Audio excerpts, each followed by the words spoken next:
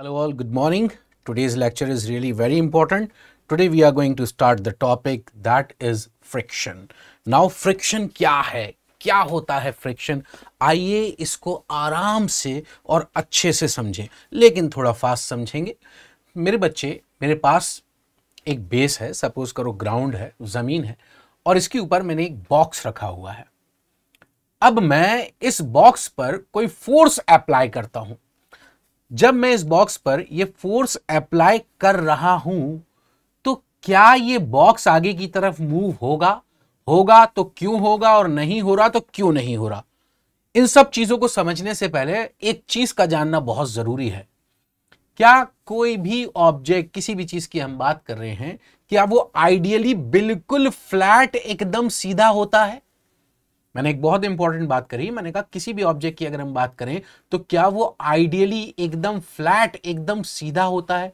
The answer is no. अगर मैं इसका माइक्रोस्कोपिक व्यू आपको दिखाऊं, जो कि मैं अभी आपको दिखाता हूं, अगर आप इसका माइक्रोस्कोपिक व्यू देखेंगे तो आपको ये कुछ ऐसा नजर आएगा। और यहां पर ये जो पॉइंट्स दिख रहे हैं, ये पॉइंट्स देखिए, ये पॉइंट्स के बारे में बात करें, इनको कहा जाएगा कांटेक्ट पॉइंट। और यहीं पर फोर्स लग रहा है जो इस ऑब्जेक्ट को इक्विलिब्रियम में रोका हुआ है, अपनी जगह रोका हुआ है, इसको हिलने नहीं दे रहा है। वो ये फोर्सेस यहां पर लग रहे हैं। ये फोर्स कोई सीधे हैं, कोई आड़े हैं, कोई टेढ़े हैं। अब हम क्या करते हैं, इन सभी फोर्स का एक रिजल्टेंट निकालते हैं। इनको क्या कहा गया? ये सब क्या है? कांटेक्ट फोर्स है। सब कांटेक्ट फोर्स है। कांटेक्ट सरफेस के कांटेक्ट पॉइंट पर लग रहे हैं ना, ये सब कांटेक्ट फोर्स है। तो इन सभी कांटेक्ट फोर्स का अगर मैं एक रिजल्टेंट निकाल लूं तो वो रहा मेरा कांटेक्ट फोर्स। और एक रिजल्ट, इस रिजल्टेंट के दो कंपोनेंट होंगे, एक हॉरिजॉन्टल और एक वर्टिकल कंपोनेंट होगा। गॉट इट और नॉट? ये जो वर्टिकल कंपोनेंट है मेरे बच्चे, ये वर्टिकल कंपोनेंट और हॉरिजॉन्टल कंपोनेंट हमें कांटेक्ट फोर्स की वैल्यू दे देंगे। That means R will be equal to under root of V square plus H square. और यही हॉरिजॉन्टल और वर्टिकल कंपोनेंट, अगर आप ध्यान से देखें, इस वर्टिकल कंपोनेंट को ध्यान से देखें, तो यही वर्टिकल कंपोनेंट मेरा नॉर्मल रिएक्शन है। और ये जो हॉरिजॉन्टल कंपोनेंट यहां पर आपको दिखाई दे रहा है मेरे बच्चे, ये हॉरिजॉन्टल कंपोनेंट मेरा फ्रिक्शन फोर्स है। यही है फ्रिक्शन फोर्स। तो फ्रिक्शन फोर्स क्या कर रहा है? फ्रिक्शन फोर्स कॉन्टेक्ट सरफेसेस के रिलेटिव मोशन का अपोज कर रहा है, विरोध कर रहा है, रोक रहा है। किसका? मोशन का। ये रहा हमारे पास कौन सा फोर्स? Friction force. फिर से मैं याद दिला दूं, ये क्या है? ये उस कॉन्टेक्ट सरफेस, जो कॉन्टेक्ट फोर्स मैंने निकाला था, उस कॉन्टेक्ट फोर्स के दो कंपोनेंट, हॉरिजॉन्टल जो कंपोनेंट था, ये वो है मेरे पास यहां पर। तो फ्रिक्शन फोर्स हुआ क्या? What is friction force? Friction force is a force that resists the relative motion between two contacting surface. अब एक चीज और आपसे बोलूं, ये बॉडी स्टैटिक इक्विलिब्रियम में, अगर ये स्टैटिक इक्विलिब्रियम में है तो जो हमारा फ्रिक्शन फोर्स है that will be equals to applied load होगा। और एक और चीज बता दूं, यहां पर क्या लग रहा होगा?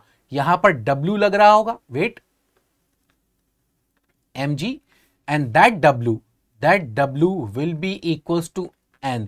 क्यों? अगर ये स्टैटिक इक्विलिब्रियम में है तो। उम्मीद करता हूं इतनी बात आपको समझ में आई होगी। आइए अब आगे बात करते हैं। यहां ध्यान से देखिएगा। नाउ मैंने क्या लिखा है? Normal reaction and friction force are the two component of contact force. हाँ बिल्कुल सही, अभी आपको बताया था। यहां पर जो निकल कर गया था, ये था मेरे पास क्या? रिजल्टेंट, जिसको हमने क्या कहा था? Contact force. यही था ना बेटा, कांटेक्ट फोर्स। और इस कांटेक्ट फोर्स का एक हॉरिजॉन्टल कंपोनेंट, वर्टिकल। तो इसका मतलब normal reaction and friction force दोनों कंपोनेंट है किसके? कांटेक्ट फोर्स के। तो हम इसको इस तरीके से भी लिख सकते हैं। आप इसको ऐसे ही ध्यान रखिएगा। R contact force will be equal to under root of N square plus F square. कभी कभार एग्जाम में कांटेक्ट फोर्स पूछ लिया जाता है, तो प्लीज इसको ध्यान रखिएगा। आप चाहें तो इसको नोट डाउन कर सकते हैं। मैं आगे बढ़ता हूं। नाउ अब इसको देखो ध्यान से। अभी थोड़ी देर पहले मैंने अभी आपको बताया था F will be equals to what? Got it और not? F will be equals to P। और यहां पर हमारा क्या लग रहा है? दिस इज एन, अब मैं आपसे कुछ बात पूछता हूं, this N normal reaction, this N will be equals to M G, yes बिल्कुल सही। अब मैं आपसे कुछ बात पूछता हूं, देखिए मेरे पास एक बॉक्स है दैट इज 10 न्यूटन का, एक और बॉक्स है दैट इज 1000 न्यूटन का, ये अपनी फ्लैट सरफेस पर यहां पर रखे हुए हैं, ये अपनी फ्लैट सरफेस पे यहां पर रखे हुए हैं। अब मैं आपसे पूछ रहा हूं, मैं इस पे फोर्स अप्लाई कर रहा हूं, अप्लाइड फोर्स, इस पे भी फोर्स अप्लाइड कर रहा हूं, अप्लाइड फोर्स, ठीक है। This is P1, this is P2, यहां पर फ्रिक्शन फोर्स लगेगा, दिस इज F2, यहां पर फ्रिक्शन फोर्स लगेगा, दिस इज F1। अब मुझे बताओ यहां पर F2 और F1 में क्या फर्क होगा? तो आप साफ साफ देख के कह सकते हो, जितना ज्यादा इस बॉडी का भार होगा, जितना ज्यादा इसका वेट होगा, जितना ज्यादा इसका वेट होगा, फ्रिक्शन फोर्स की वैल्यू उतनी ज्यादा होगी। यस और नो? इसका मतलब फ्रिक्शन फोर्स इस पर डिपेंड कर रहा है, इसका मतलब फ्रिक्शन फोर्स जो है वो एन पर डिपेंड कर रहा है या नहीं? दैट मींस जितना ज्यादा एन उतना ज्यादा एफ, जितना ज्यादा एन उतना ज्यादा एफ। इधर अगर आप देखें तो F2 will be greater to F1। उम्मीद करता हूं यह बात आपको समझ में आ गई होगी बहुत अच्छी तरीके। इसका मतलब इस F और इस N में जो रिलेशन है वो कैसा रिलेशन है?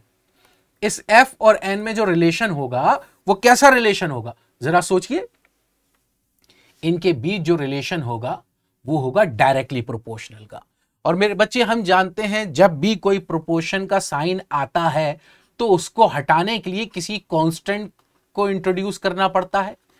यहां पर हम जिस प्रोपोर्शनैलिटी कांस्टेंट की बात कर रहे हैं, that proportionally constant is mu and F will be equals to mu n। मैं उम्मीद करता हूं आप सभी बच्चों को इतनी बात समझ में आ गई होगी। अब म्यू क्या है? Mu is the coefficient of friction. क्या बोला मैंने? Mu is the coefficient of friction. और एक बहुत इंपॉर्टेंट चीज ध्यान में रखने वाली, वो क्या कि म्यू अलग अलग सरफेसेस के कॉम्बिनेशन के लिए अलग अलग होगा। मैंने ये नहीं कहा कि सरफेसेस का अलग होगा, मैंने ये कहा कि अलग अलग सरफेसेस के कॉम्बिनेशन का अलग होगा। जैसे फॉर एग्जांपल ये एक वुडन ब्लॉक है, यहां पर ये भी एक वुडन ब्लॉक है, वुडन ब्लॉक है, ये रखा हुआ है जिसके ऊपर वो सरफेस है ग्लास, ये रखा हुआ है जिसके ऊपर वो सरफेस है ग्राउंड, जमीन पे रखा है, धरती पे रखा है, अर्थ पे रखा है, जमीन पे रखा है। अब आप खुद दिमाग लगाओ, मैं दोनों का वेट बराबर है 10, इसका भी वेट मान लो 10 न्यूटन है, इसका भी मान लो 10 न्यूटन है। मैं दोनों को खिसकाने की कोशिश कर रहा हूं, कौन सा ज्यादा आसानी से खिसक जाएगा? आपका आंसर होगा बिल्कुल सही सर, ये वाला जो ग्लास वाला होगा बिल्कुल आसानी से खिसक जाएगा। दोनों वुड के हैं, दोनों वुड के हैं बॉक्स, लेकिन इनका जो इसका जो ग्राउंड है ग्लास है, इसका जो ग्राउंड है वो अर्थ है। तो इसका मतलब इस कॉम्बिनेशन के लिए म्यू अलग होगा और इस कॉम्बिनेशन के लिए म्यू अलग होगा। मैं ये बात आपसे कह रहा था, उम्मीद करता हूं कि आपको ये बात समझ में आ गई होगी। Got it? mu is different for different combination of surfaces। mu is different combination of surfaces। अभी जो मैंने ब्लॉक बनाए थे, एक वुड और ग्लास और वुड और ग्राउंड का एग्जांपल, आप चाहें तो उसको वुड और आइस कर सकते हैं, वुड और आइस और वुड और ग्राउंड कर सकते हैं, ज्यादा आसानी होगा। क्योंकि कुछ बच्चे सोच सकते हैं सर ग्लास पे फ्रिक्शन थोड़ा ज्यादा होगा। हाँ ठीक है, आप उसको वुड और आइस ले सकते हैं अगर चाहें तो। उम्मीद करता हूं ये बात समझ में आ गई होगी। चलिए आइए आगे की ओर चलते हैं। नाउ अब बात कर रहे हैं हम what is static friction and what is dynamic friction. Important है, अभी तक हमने फ्रिक्शन समझा है, अब हम बात करें स्टैटिक फ्रिक्शन क्या होता है और डायनेमिक फ्रिक्शन क्या होता है। तो आइए देखते हैं स्टैटिक फ्रिक्शन क्या है, क्या कह रहा है। Static friction is a force that keeps an object at rest और resist the initiation of motion. मतलब ये किसी बॉडी को मोशन में आने से रोकता है, हम उसको क्या कह रहे हैं? स्टैटिक फ्रिक्शन कह रहे हैं। स्टैटिक फ्रिक्शन, आइए इसको एक बहुत अच्छे एग्जांपल से समझते हैं। मेरे बच्चे, इस टेबल के ऊपर एक बॉक्स रखा हुआ है, आपके पास एक अप्लाइड फोर्स है और एक है friction force. The friction force is opposite to the applied force, बताने की जरूरत नहीं है।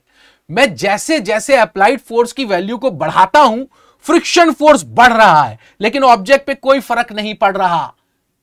जैसे जैसे अप्लाइड फोर्स बढ़ाया, फ्रिक्शन फोर्स बढ़ा, लेकिन ऑब्जेक्ट पे कोई फर्क नहीं पड़ा। अब ये एक ऐसी पोजीशन आ गई कि इसके बाद अब मैं अप्लाइड फोर्स, अब मैं फोर्स बढ़ाता हूं, तो अब बॉक्स अपनी जगह से मूव होना शुरू हो जाता है। देखिए मैंने क्या लिखा है, if the applied force exceeds the maximum static friction. Sir ये मैक्सिमम स्टैटिक फ्रिक्शन फोर्स क्या है? वही फोर्स जिस पॉइंट पर आकर, इस पॉइंट पर आकर, अब ये जो ऑब्जेक्ट है, अगर मैं फोर्स को अब अप्लाई करूंगा तो अब यहां पर फ्रिक्शन फोर्स फेल हो जाएगा, अब इसको रोक नहीं पाएगा। इस पोजीशन पर जो फ्रिक्शन की वैल्यू है उसको हम मैक्सिमम स्टैटिक फ्रिक्शन फोर्स कहते हैं। तो मैंने क्या बोला, ये देखिएगा ध्यान से, ये बॉक्स मूव हो गया, मतलब मेरी अप्लाइड फोर्स की वैल्यू अभी फ्रिक्शन फोर्स से ज्यादा हो गई, एफ मैक्स से ज्यादा हो गई। और एफ मैक्स क्या है? एफ मैक्स वो पॉइंट जिस पॉइंट पर ऑब्जेक्ट ने जस्ट मूव होना स्टार्ट होने वाला है, जस्ट स्टार्ट होने वाला है मूव होना। उम्मीद करता हूं आपको बात समझ में आ गई होगी। अब यहां ध्यान से देखिएगा। नाउ अगर मैं इसको देखूं तो देखो, ये जो आपके पास एन है और ये mg है, दैट मीन्स वेट, ये अप्लाइड फोर्स और ये फ्रिक्शन फोर्स। जैसे जैसे अगर मैं इस ऑब्जेक्ट का मास, इस ऑब्जेक्ट का वेट बढ़ाऊंगा, इस एन की वैल्यू भी बढ़ेगी, हाँ या ना? इसको रोकेगा। एन की वैल्यू बढ़ेगी, अप्लाइड फोर्स बढ़ेगा, अप्लाइड फोर्स बढ़ेगा तो मेरा फ्रिक्शन फोर्स भी बढ़ेगा। देखिए मैंने यही लिखा है, the static friction force is proportional to the normal force. मैं अभी बता चुका हूं आपको, जो स्टैटिक फ्रिक्शन फोर्स होता है वो डायरेक्टली प्रोपोर्शनल होता है किसके? नॉर्मल फोर्स के। फिर मैंने क्या बोला, heavier the object heavier the normal force, मतलब जितना ज्यादा W होगा उतना ज्यादा नॉर्मल फोर्स होगा, hence heavier the static frictional force, hence friction force भी उतना ज्यादा लगेगा, मतलब अप्लाइड फोर्स भी ज्यादा होगा और फ्रिक्शन फोर्स भी ज्यादा होगा। उम्मीद करता हूं कि इतनी बात आप सभी बच्चों को समझ में आ गई होगी। अब मैं आपसे बोलूं कि अगर आप इसको ध्यान से देखें तो एफ मैक्स की वैल्यू क्या होगी? What will be the value of F max? F max के लिए फॉर्मूला क्या लगेगा? आप याद कीजिए, मैंने अभी थोड़ी देर पहले एक फ्रिक्शन का फॉर्मूला आपको बताया था। Friction is directly proportional to N, और प्रोपोर्शनलिटी का साइन हटाया था तो म्यू को इंट्रोड्यूस किया था मैंने, याद है या नहीं? बस यहां पर देखिए, F max will be equals to mu S एन। ये म्यू एस क्या है? Coefficient of static friction. उम्मीद करता हूं आपको यह बात समझ में आ गई होगी। मैंने आपसे क्या बोला, एफ मैक्स का formula will be equals to mu S multiplied by N. उम्मीद करता हूं इतनी कहानी आप सभी बच्चों को बहुत अच्छी तरह क्लियर हो गई होगी। स्टैटिक फ्रिक्शन हमने देखा, resist the initiation of motion. Dynamic friction क्या है? Now what is dynamic friction? अब आइए इसको समझिए। मेरे पास एक बॉक्स था, ये रखा हुआ था, ये बॉक्स पर मैंने फोर्स लगाया, P अप्लाई करा, कुछ भी नहीं हुआ। F था मेरे पास, यहां पर कुछ नहीं हो रहा है। मैं यहां पर क्या बोल रहा था, P is directly proportional to F, P equals to F, अभी बराबर है, बिल्कुल कुछ भी नहीं हो रहा। यहां पर जो फ्रिक्शन लग रहा था हम उसको क्या कह रहे थे? स्टैटिक फ्रिक्शन कह रहे थे, स्टैटिक। अब इसके जस्ट बाद मैंने P की वैल्यू को और बहुत ज्यादा बढ़ा दिया तो ये बॉक्स अपनी जगह से अब मूव होना शुरू हो गया और आगे बढ़ा, मतलब यहां से बढ़कर ये अब आगे आ गया। तो मेरे बच्चे अभी भी तो इस वक्त भी कोई ना कोई फ्रिक्शन फोर्स लग रहा होगा, अभी भी कोई ना कोई फ्रिक्शन फोर्स इस पे लग रहा होगा। अब जो फ्रिक्शन फोर्स लग रहा होगा उस फ्रिक्शन फोर्स को हम डायनामिक फ्रिक्शन कहते हैं। मैं उम्मीद करता हूं आपको बात समझ में आई होगी। देखिए स्टैटिक फ्रिक्शन क्या है? जब बॉडी इक्विलिब्रियम में है, जब बॉडी रुकी हुई है, अभी जो फ्रिक्शन फोर्स लग रहा है that is called static friction force. और जब बॉडी मोशन में है उस टाइम जो फ्रिक्शन फोर्स लग रहा होगा उसको हम डायनेमिक फ्रिक्शन कहते हैं। उम्मीद करता हूं आप सभी बच्चों को इतनी बात बहुत अच्छी तरह क्लियर हो गई होगी। देखिए, resist the motion of moving object, मतलब जब ऑब्जेक्ट मूव हो रहा है तो उसके मोशन को जो रेजिस्ट कर रहा है उस फ्रिक्शन फोर्स को हम डायनेमिक फ्रिक्शन कहते हैं। This is the basic difference between static and dynamic friction. Now F K is always less than F S. दिमाग लगाओ क्यों, दिमाग लगाओ, दिमाग लगाओ क्यों, क्यों? मेरे पास एक ऑब्जेक्ट था, कुछ वेट था, मैं इसके ऊपर फोर्स लगा रहा हूं, ताकत से बहुत फोर्स लगा रहा हूं, पर ये हिल नहीं रहा है। ये फ्रिक्शन फोर्स इसको रोका हुआ है। मैंने और ज्यादा ताकत लगाई, 2-4 आदमियों को और बुला लिया, इस बॉक्स ने मूव होना शुरू हो गया। इसका मतलब अब ये मूव हो रहा है तो ये आसानी से मूव हो रहा है। इसका मतलब अब जो इस फ्रिक्शन की वैल्यू होगी वो अब कम हो गई होगी, लेस हो गई होगी। इसी को मैं कह रहा हूं क्या, जो डायनेमिक फ्रिक्शन फोर्स है that will be less than the static friction force. उम्मीद करता हूं इतनी बात आप सभी बच्चों को बहुत अच्छी तरह क्लियर हो गई होगी। लेट्स मूव ऑन, आगे की तरफ बढ़ते हैं बच्चे, और ये देखिएगा ध्यान से। Static friction resist the initiation of motion. F max की वैल्यू अभी हम निकाल चुके थे, will be equal to mu S into mu N. अब यहीं पर डायनेमिक फ्रिक्शन की वैल्यू क्या होगी, मतलब अगर मैं एफ के बोलूं तो एफ के क्या होगा, F K will be equal to mu K into N. उम्मीद करता हूं आप सभी बच्चों को इतनी बात अच्छी तरह क्लियर हो गई होगी। आइए अब इसको हम ग्राफ पे समझते हैं। ग्राफ पे मेरे पास ऑब्जेक्ट है, ये रहा, W इसका वेट है, this is G, normal reaction, frictional force opposite to the applied load. Got it? Now अब मैं इसको ग्राफ बनाता हूं इस डायरेक्शन में। This direction is the direction of F and this direction is the direction of applied load. Suppose करिए मैं इसके ऊपर फोर्स लगा रहा हूं, मैं इसके ऊपर फोर्स लगा रहा हूं, मैं इसको खींच रहा हूं, ये हिल नहीं रहा है। इसका मतलब frictional force is directly proportional to the applied load, तो directly proportional to the applied load. पर ये एक ऐसी पोजीशन आ गई कि जिसके बाद अब मेरे इस स्टैटिक फ्रिक्शन ने मेरा साथ छोड़ दिया, मेरा साथ छोड़ दिया। इसका मतलब ये वो मैक्सिमम वैल्यू है, ये वो मैक्सिमम वैल्यू है फ्रिक्शन की, जिसके बाद बॉडी अब जस्ट मूव होना शुरू हो जाएगी। और इसकी वैल्यू क्या होती है, mu S into mu N, mu S into N. अब मैंने और फोर्स अप्लाई करा। हाँ, एक इंपॉर्टेंट चीज, इसी को मेरे बच्चे लिमिटिंग फ्रिक्शन कहते हैं। क्या है limiting friction? It is the maximum static friction between the two dry surfaces. Important है, पूछ सकता है, इंपॉर्टेंट है, पूछ सकता है। Limiting friction, it is the maximum static friction between two dry surfaces. That means जो मैं बात कर रहा हूं that is mu S N F max या एफ एस इसको कह सकते हैं। ये रहा, अब मैंने फोर्स को अप्लाई करा, और जब मैंने इसको फोर्स और अप्लाई करा तो अब बॉडी मूवमेंट में आ चुकी है। और जिस टाइम बॉडी मूवमेंट में आ जाती है तो अब हमारे पास जो फ्रिक्शन की वैल्यू होती है उसको हम काइनेटिक फ्रिक्शन कहते हैं, and that will be equals to mu K N. उम्मीद करता हूं मेरे बच्चे इतनी बात आप सभी बच्चों को क्लियर हो गई होगी, इतनी बात आप सभी बच्चों को क्लियर हो गई होगी। ये जो मॉडल है, ये जो कहानी है, ये पूरी स्टडी करी थी कूलम भाई साहब ने। और हम जिस फ्रिक्शन की बात कर रहे हैं इसको हम ड्राई फ्रिक्शन कहते हैं। क्यों? क्योंकि सरफेसेस के बीच हमने कोई लुब्रिकेशन इस्तेमाल नहीं किया है, तो हम इसको ड्राई फ्रिक्शन कह रहे हैं। इस पूरे मॉडल की, इस पूरी तरह की जो स्टडी अभी आपके सामने है, ये कूलम भाई साहब ने करी थी। और मेरे बच्चे यहां पर अगर मैं देखूं तो mu K N, what is mu K N? F K, yes और no, is less than what? F max, मतलब एफ एस भी मैं इसको कह सकता हूं। उम्मीद करता हूं इतनी कहानी आप सभी बच्चों को क्लियर हो गई होगी। इस मॉडल को हम क्या कहते हैं? Coulomb's law of dry friction.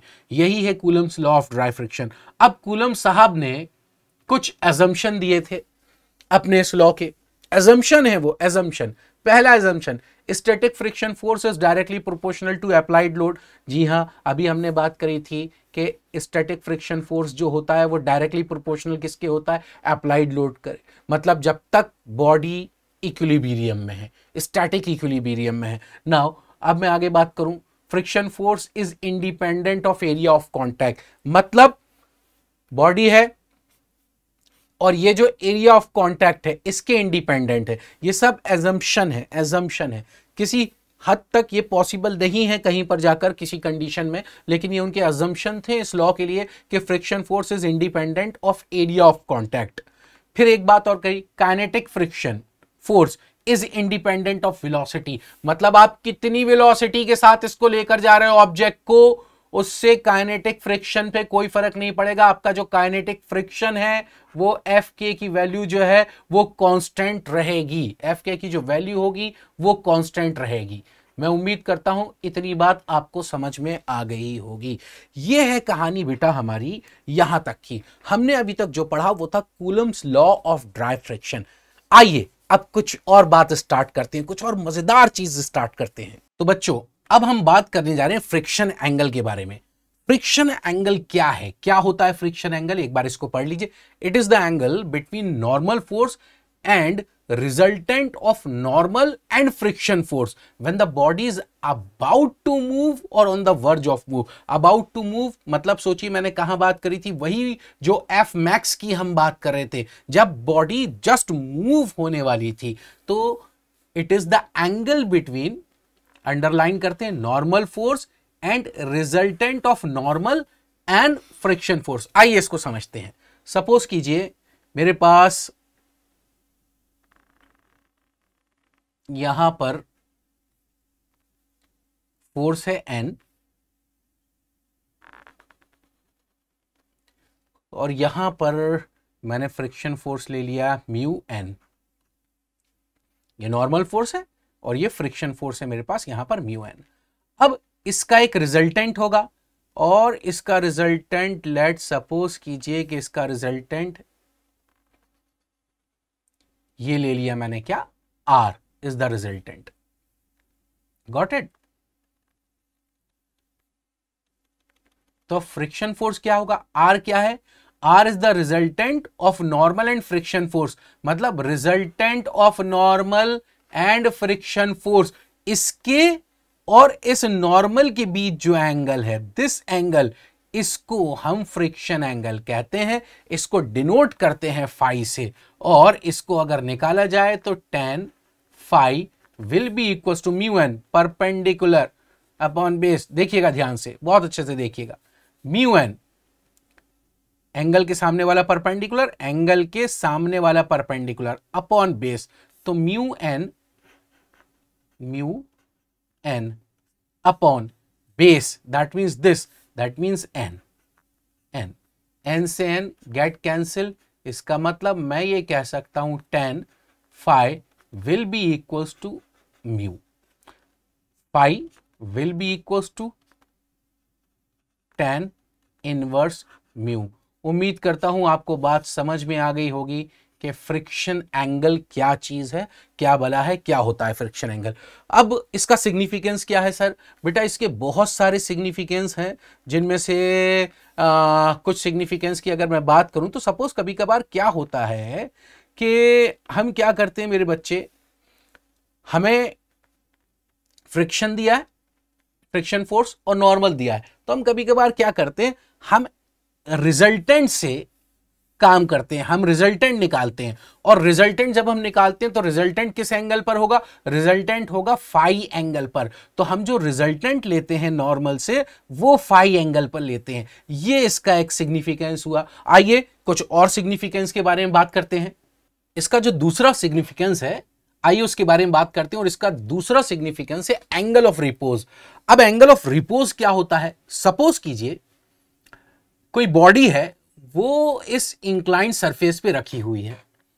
अब सवाल पैदा होता है वो कब तक इस इंक्लाइंड सरफेस पर रखी रहेगी, कब तक।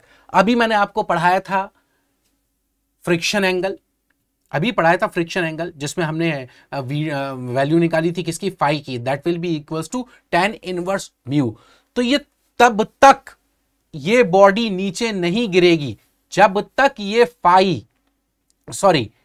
ये थीटा फाई के बराबर होगा, और जैसे ही ये थीटा फाई से बढ़ जाएगा तो ये जो बॉडी है वो नीचे की तरफ गिरना, स्लाइड होना शुरू हो जाएगी। तो ये था हमारा दूसरा सिग्निफिकेंस। मैं उम्मीद करता हूं कि आपको बात अच्छी तरह समझ में आई होगी। तो एक बार इसको स्टेटमेंट वाइज देख लेते हैं और फॉर्मूला भी लिख लेते हैं इसको, कि theta will be equals to phi. जब तक ये रहेगा तब तक ये बॉडी नीचे नहीं गिरेगी। अगर इसको स्टेटमेंट में बोले तो क्या है, if a body is resting on an inclined surface, then the angle of repose is the maximum angle at which the body can be at rest without slipping down। मतलब वो पॉइंट जिस point पर ये गिर जाएगी, वो जो angle है, that angle is called angle of repose, और इसकी वैल्यू क्या होगी, that will be equals to theta will be equals to phi। जैसे बढ़ जाएगा थीटा, ये बॉडी नीचे की तरफ स्लाइड हो जाएगी। उम्मीद करता हूं कि आपको एंगल ऑफ रिपोज समझ में आ गया होगा। चलिए एक एग्जांपल लेते हैं। सपोज करिए एक बॉडी है, ये रखी हुई है, और मैं यहां पर थीटा की वैल्यू मैंने आपको दे दी 12 डिग्री, 12 डिग्री दे दी सपोज करो, और मैं आपको म्यू की वैल्यू दे देता हूं, म्यू इक्वल्स टू 0.28, मैंने म्यू की वैल्यू दे दी। अब मैं आपसे पूछ रहा हूं, ये बताइए ये बॉडी नीचे गिरेगी या नहीं गिरेगी? चलिए जवाब दीजिए, टाइम लीजिए, आराम से टाइम लीजिए और जवाब दीजिए कि ये बॉडी नीचे गिरेगी या नहीं गिरेगी। द आंसर इज बॉडी नीचे नहीं गिरेगी। क्यों, कब तक नहीं गिरेगी? मैंने आपको क्या बताया था, जब तक थीटा फाई के बराबर या फाई से छोटा है। तो सबसे पहले क्या करो, फाई निकाल लो, और फाई का फॉर्मूला क्या है, phi will be equals to tan inverse mu. और जब आप फाई की वैल्यू निकालोगे तो ये निकल कर आएगी tan inverse mu, that means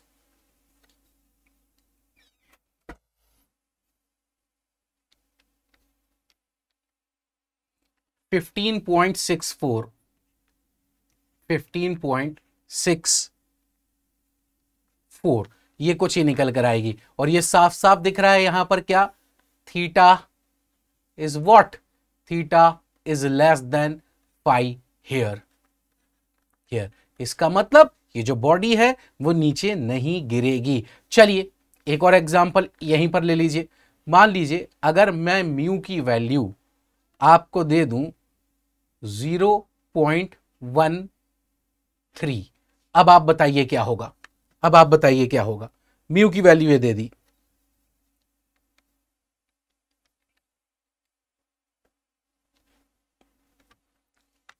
तो अब जो हमारे पास फाई निकल कर आएगा, वो फाई की वैल्यू निकल कर आई 7.4, 7.4। इसका मतलब अब थीटा क्या हो गया, थीटा की वैल्यू फाई से बढ़ गई। इसका मतलब अगर म्यू की वैल्यू 0.13 है तो बॉडी नीचे फॉल डाउन हो जाएगी, लेकिन अगर थीटा की वैल्यू 0.28 है, यहां अकॉर्डिंग टू क्वेश्चन दो वैल्यूज आपको दे दिए, तो ये फॉल डाउन नहीं होगी। उम्मीद करता हूं कि आपको ये समझ में आ गया होगा।